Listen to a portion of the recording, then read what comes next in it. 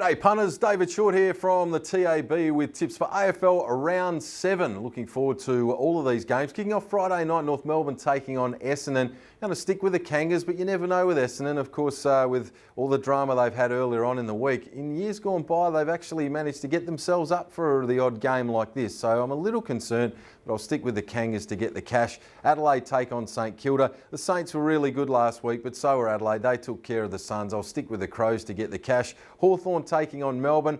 Surprise loss last week for the Hawks. They've now dropped 3 games after just 6 rounds. You'd expect them to be a touch too strong for Melbourne. GWS going head-to-head with Carlton. Well, the Blues were dismal last week up against Brisbane, who hadn't won a game all season. Carlton weren't able to hold them out. I don't think they'll hold out the Giants, who were great last week. Sydney taking on Geelong. The Red and Whites, you'd expect them to be a touch too good for Geelong with a home ground advantage. But gee, I was impressed with the Cats last Friday night. Up against the Pies, their intensity in that contest was exceptional. I think they can give the Swans a run for their money, but I'll stick with the Red and Whites. West Coast take on the Gold Coast. Second on the ladder now, West Coast. Big win for them last week against Port. Up against an injury-ravaged Gold Coast outfit. I think the Coasters will win and win this well, West Coast. Fremantle take on the Western Bulldogs. A surprise loss for the Doggies last week. Fremantle went about their business very nicely indeed up against the Bombers, sticking with Freo to get the cash there. Collingwood, they'll be punching on with Richmond this weekend. I thought this was one of the trickier games. Richmond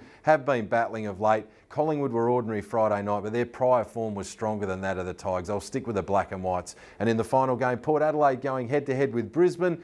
Port last week, probably a little below their best. West Coast were great.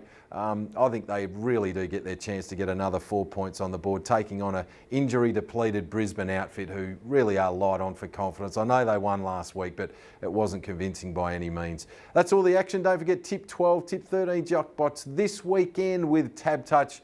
We'll catch you again next week for AFL Round 8 tips.